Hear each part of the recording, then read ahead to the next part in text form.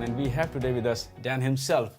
And this is the first, I have been covering this event, but this is the first time I'm sitting with you. I feel like we've emailed each other so many times that we know each other but now. never got to sit and actually talk. So this is an interesting kind of conversation. So first of all, how has been the conference so far? I was amazed, but yeah, I've been utterly thrilled with it. So it's just an amazing thing to see. 2 years ago in London, we had 500 people, and then 1,000 in Seattle, 1,500 in Berlin for our Europe event a year ago. And then we grew to 4,200 in Austin, and we've now topped that with 4,300 here in Copenhagen. I saw a spike between 2016 and 2017 when I looked at the keynote. What is the reason for the spike? Was it that CNCF became more active or Kubernetes became more? Oh, I think it's everything is different. In 2016, this was really an upstart technology, and people said, great, it's out of Google, but is anyone else really going to be using it? Does this stuff even really work in production? All those sort of fundamental questions. And then 2017 started seeming a lot more promising, and CNCF's this neutral foundation that's hosting it. There's lots of new companies involved. But now that we have the entire, all the biggest players in the public cloud, all the big enterprise software companies, dozens of innovative startups working together, Kubernetes has kind of become the de facto standard for infrastructure software. And one of the great themes for this event has been all of the other projects that also are part of CNCF and can also be an incredibly useful part of your stack. So how different is CNCF from other Linux Foundation projects? Because you have so many projects under the... We try and crush them under our... No, I'm just kidding. We have a really great relationship with a bunch of the other what we think of as sister foundations. So in particular, we're working closely with LF Networking right now. This is the new roll-up within the Linux Foundation where there were 8 different networking foundations trying to keep track of all the acronyms and people involved, and everything was crazy. So now there's a single LF Networking. And personally, I think one of the huge new opportunities for Kubernetes and this CNCF technology stack over the next couple years is moving outside of just the enterprise and into carrier networking. And the Linux Foundation networking, their sort of biggest project is called ONAP. And so we've been doing some innovative work on showing how you can run ONAP on top of Kubernetes and then deploy it onto any public, private, or hybrid cloud. So that's one partnership. We talk with automotive grade Linux, which is using one of our other projects, Tough, the update framework, and Notary to look at how to securely deliver software updates to cars. Cloud Foundry, we have a nice partnership there.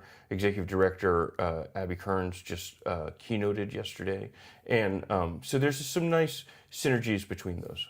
And I was talking to Kelsey and Alexis yesterday, and I was asking about the pain points, or what is the big challenge? They were networking, and I talked to Heather, also. So from your perspective, because you are the face of the community, with CNCF. What is I'm not quite sure I'd agree with that. I like to think of myself as the person behind the scenes trying to help put together a good conference. The level of interaction that you have, or access that you have. So what is the next big challenge that you see, not only for Kubernetes, but a lot of other, CNCF projects? Well, so back to the networking piece. Kubernetes works fantastically today for enterprises and for enterprise networking. And there's a really innovative piece of technology that's another CNCF project called CNI, the Container Network Interface, and that allows you to plug in many different software stacks to enable your networking needs. So the best known ones are, most used ones are Calico, Flannel, and WeaveNet. But it's probably not the right solution for carrier networking. So that's an area where we need to look at some additional solutions, and we're talking with a lot of the players that you might expect about what those might be. That's just one area, though. In terms of Kubernetes and the CNCF technologies, it's still relatively early days, and I think one of the big themes of this conference has been about making Kubernetes boring. Having it just be a dependable, reliable piece of infrastructure software that then allows enterprise end users and vendors and others to build amazing things on top of. Right. But when you said boring, what exactly do you mean? Is it because boring can mean a lot of things? I think, it could be stable, or it's like, let's not talk about Kubernetes, let's talk about everything else on top of that. My biggest analogy is just to say boring like plumbing, where plumbing we all depend on it. It's built in everywhere, but when it stops working, we get very upset about it. And so this is an analogy that's been used a lot by Linux, where Linux is just built into everything now, and we barely even notice about it. That's our aspiration for Kubernetes as well. But then how do you keep the excitement and discussion and dialogue around the boring technology when... My understanding is plumbers conferences have absolutely fascinating ideas where they're talking about the gauges and new interconnects and all sorts of other things. But maybe it's not the perfect analogy.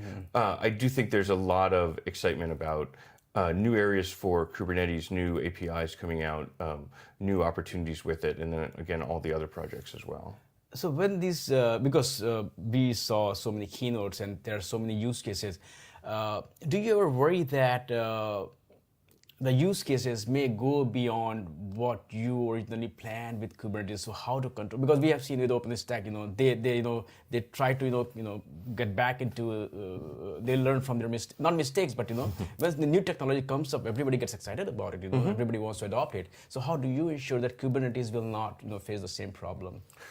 Well, two different questions there. I hope it grows beyond the ideas that we originally had for it and moves into all sorts of different areas. And I think one of the huge strengths of Kubernetes is that it has these very well thought out APIs, but the opportunity to expand, to hook into those, particularly this idea of a custom resource descriptor, CRD, that allows you to have your own code running as part of Kubernetes that can do all sorts of things. It's very much designed for that expansion.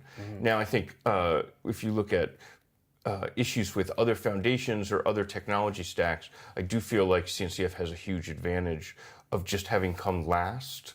And so we've been able to look at what a lot of the other projects and foundations have done, and our big aspiration is to get to make entirely new mistakes and not replicate any of those other mistakes. Right. Yeah, you have learned also, but at the same time, you're open to make new mistakes, which will, yeah, that's interesting. And one more thing is that when you do talk about these new use cases, what are the most exciting ones that you are excited about? Oh, wow, this is something we never thought about, but at the same time we are not ready for it. So let's help the community. Now I see Reddit on your laptop screen behind you. So I do think it's pretty cool that we have this end user community that's up to 52 companies and publishers like the New York Times and Reddit and Wikipedia are using it. Finance companies like Goldman Sachs or Capital One. Looking at technology companies like a Twitter or Pinterest. But I think I'd probably just leave it open-ended. I mean, I think the next great thing is the one that I haven't thought of yet, and that there's entrepreneurs out there around the world, hopefully, who are coming up with innovative new uses. And I think that's the core of open source, right? You don't give a vision to the project, but people bring. I mean, that's why you have huge community. Everybody is coming with their own vision, their own idea. Yeah. Enable them to. Jim Zemlin has a phrase that from the Linux Foundation. All of us are smarter than any of us. Right. I was talking to Linus Torvalds, a lot, and he was like, I don't come with a vision, I share not only the code, but also the vision, so I don't have a 6-year plan. I don't even know.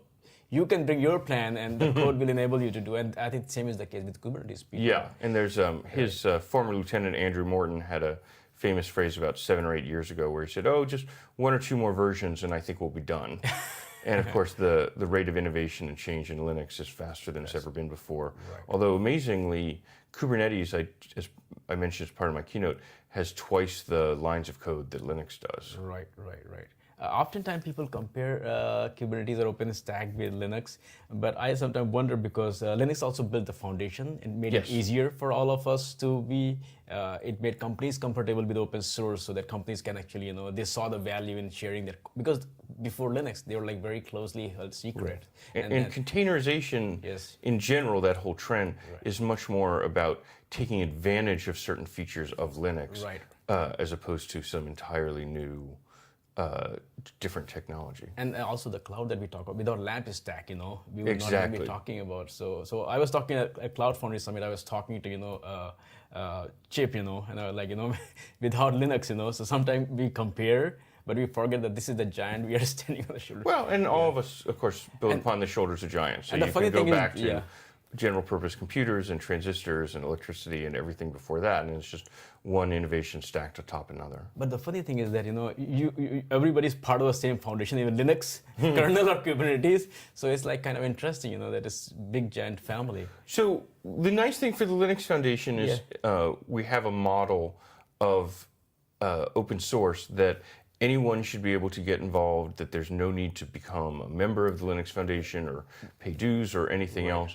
We believe in events like KubeCon, Cloud Native Con as being very useful to try to get people together once or twice a year, that it makes them more effective offline. And then we do have a model that, as opposed to open source being the enemy of companies or in opposition, that our ideal is a virtuous loop where a successful open source project can produce products that companies want to pay for, that can produce profits, and that can be reinvested back into the projects again. And I don't want to make out that it's always the simplest thing, but it's really amazing when you have a situation like CNCF where that loop is actually working. That led me to a discussion I had like a night ago with somebody at the bar, and they were developing some software. But the thing that the discussion led to that they would very much want their software to be part of, but I think you have to become a member if you want to contribute the code. How does that work? No, definitely not. We have a really nice separation there. And I think my favorite poster child on this is a startup called Lightstep. Ben Siegelman, who, when he was at Google, worked on a tracing technology, left and created this specification called Open Tracing, and that was the third project that was contributed into CNCF. He has a company around it that is building some tools, but you don't need to partner with this company or do anything to use Open Tracing. He has support from a ton of his competitors and a lot of others. And then a year after it came into CNCF, he closed his Series B round. And at that point, he decided to join as a member and have some benefits from being engaged with us. But those two decisions were totally separate. Okay. Yeah, I'll be actually meeting him today. I'll be interviewing him today. Oh, great. Yes, yeah. Please mention that. Yeah, I'll do that. Let's just switch gear and just go back to your slides, because there are some, you talked about CI/CD as a science, Can you talk about that, Why did you mention that? How important is that? It started from that tweet that I mentioned and made me think of the live water and Juicero. It's a fun analogy if anyone wants to just Google the video. It'll be up in YouTube, or you can maybe link to it in your show notes. But I do really like this metaphor of having an idealized conception of how things work. And I mean, you're an entrepreneur yourself. You know that you have a vision of what your company can become. Obviously, the day-to-day, moment-to-moment of trying to set up the cameras and get the people here and everything else can be a lot more challenging than that. And so similarly with science, you have this idealized hypothesis. When you actually try and go do it in the lab, things are always breaking, all sorts of measurement errors, all your rats die. I mean, all sorts of things go wrong. And similarly with code, I think there is a nice analogy there, that you have this conception of what you want it to be. You sit down and write this code, and it seems like it's correct, but you absolutely are not sure in any of those three cases until you test them against reality. Okay. And how do you translate this vision into actually helping the community to adopt it as a practice itself? Well, I think definitely one of my roles is just to be an evangelist for what it means to be cloud native. And I quote Kelsey's tweet in that presentation saying, if you don't have a working continuous integration CI system, don't think about Kubernetes. CI is more important. Do that first. And I think just trying to get that message out there. I mean, it's a shame because it absolutely should be table stakes. Everyone should know today how essential it is to be able to rebuild your entire production system from scratch. I mean, there's a whole philosophy. And so in some ways, what I'm saying is kind of obvious. But what we found in the industry is that there's just a huge difference between kind of more forward-looking startups or innovative tech companies and what the vast majority of companies are doing. And so if I can try and make that message a little bit entertaining and hopefully say it in a positive way rather than the scolding one, but help move people along that line, then I think that I've made some improvements. And I think that works better than, You mentioned this. Are there any other, issues you see? Like in early days when we were like as journalists, I started my career. My goal used to be educate people why you should use open source. Yes. Some 15 years ago. Today, everybody is using open source, but they don't know how open source works. Internally, they don't operate as an open source company. They're developers. They work in their own silos. They push their changes through their account to GitHub pages instead of working with their developer internally. Yes. So what's your, So that's a great question, and I'm really pleased to say that CNCF is going to be investing this year in some additional content and stories and maybe videos and such, just talking about how to be an open source citizen and a contributor. And part of the message is to say, oh, this isn't as easy or as clean a process as having a support contract with Red Hat and getting them on the phone. There's this phrase, one throat to choke, and being able to scream at your vendor. But I was actually really inspired by this blog post by Julia Evans, and she works at Stripe, which has begun to adopt Kubernetes. And you can link to it in the show notes if you just Google for those words. But the story she tells, she says, hey, I've heard about this technology. I think it's innovative. We're going to try it out. And she deployed it, interestingly, not as their primary cluster or production system, but for a specialized use case of cron jobs that they run these. If you think of Stripe, where they're talking to all these financial institutions, then they need to have all these batch jobs. They run once an hour, once a day. But I mean, they have lots of them, like thousands. Right. And so she deployed Kubernetes. She learned a little bit about it. She began testing it, and she found bugs in it. And as opposed to saying, oh no, this is awful, I just need to throw it out and find something different, she was able to go into the source code, found it very readable, and obviously she's an extremely talented person. But even if you don't know Go, it's not that hard to learn. It is relatively well documented. It's relatively well structured code. And she fixed the bugs. And then she opened up a pull request. And what's fantastic to see about it is that the community was very welcoming of her submissions, and they said, oh, yes, that's a bug. We acknowledge it. No, that proposed fix isn't quite right. Could you please do these things instead? And you can follow the exact conversation and process she went through. And so what I would love to have is some additional content on our site, free of course, that anyone could take advantage of, that would just help with some training for more traditional enterprises and software developers who maybe haven't had that experience, that might seem intimidating to them. And then also could maybe try and get into some of the edge cases where, unfortunately, because open source is done by people, you do sometimes run into stubborn folks or folks who can be a little rude or other sorts of things, and saying, hey, should I escalate this? Should I try it somewhere else? Is there some, and trying to talk through some of those processes. Right. You mentioned, cron job and batch processing. That lets me to think about event-driven, function as a service and serverless. Because CNCF also published a white paper. Yes. Because when you go and ask people what is it, people cannot even define it. So CNCF tried to define what is serverless. We did. So what do you see, what is serverless kind of your silver bullet, or is it just, one more thing? Or yeah, definitely one of the highlights for me for the conference.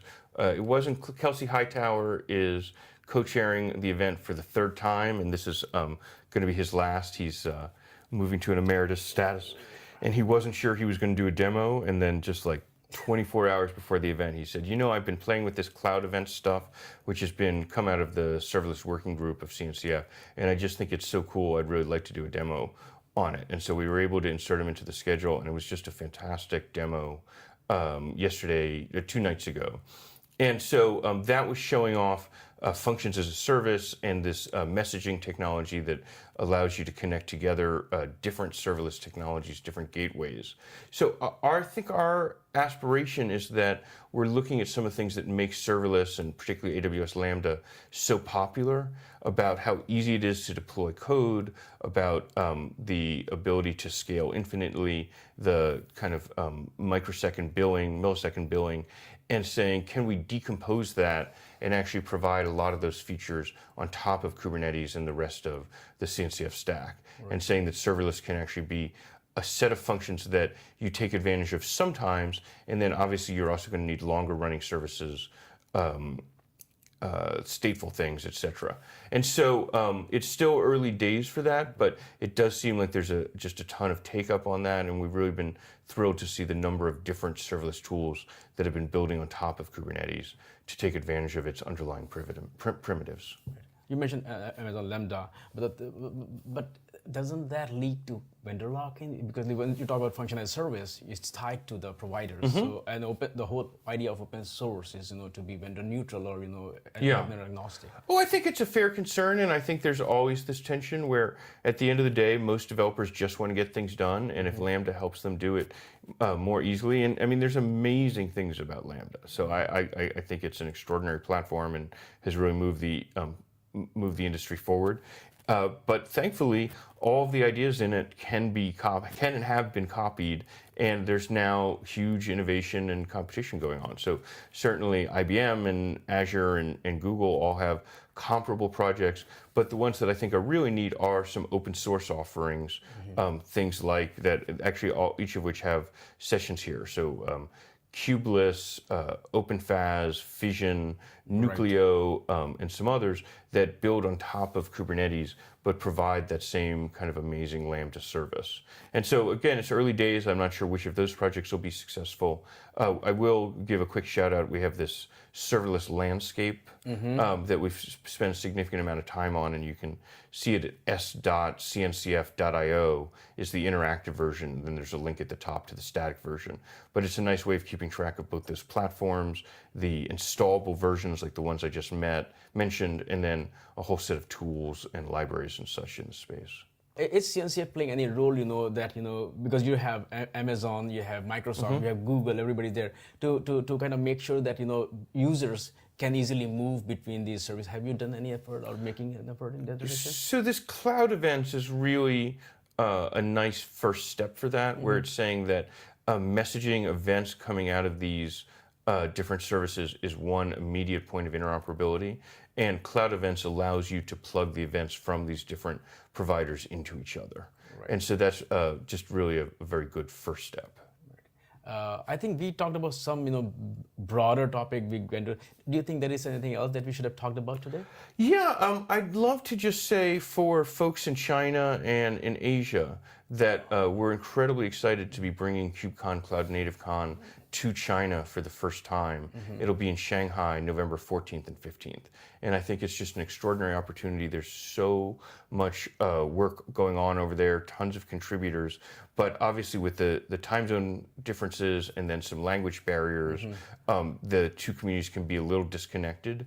We were thrilled this week to announce JD.com, which is the largest retailer in China, has adopted Kubernetes and become a platinum member of CNCF, and they are third Chinese platinum member on top of Alibaba and Huawei.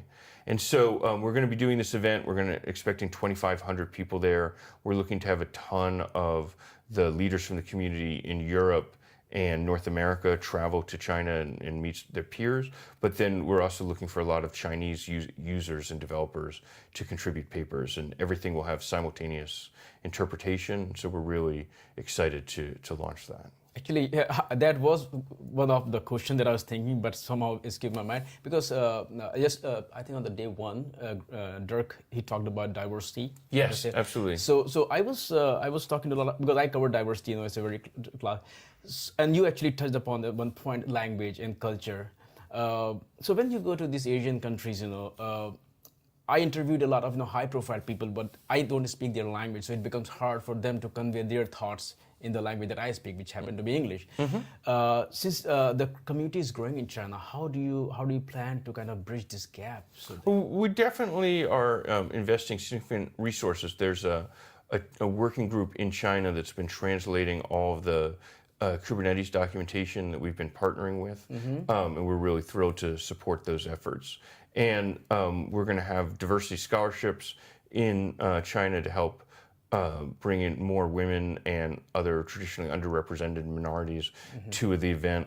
And then we need to do more. I mean, it's still not remotely as diverse a community as it can be. So we're really looking for other opportunities. Right. I recall my interview with Brian Behlendorf And he was like, if your community doesn't look like the way our global community is, then it won't be sustainable. But it's really good to see that, the effort, Linux Foundation projects are putting into diversity, and, it's really amazing. Definitely. And the Linux Foundation has some really simple policies, like we won't do an all-male panel. Right.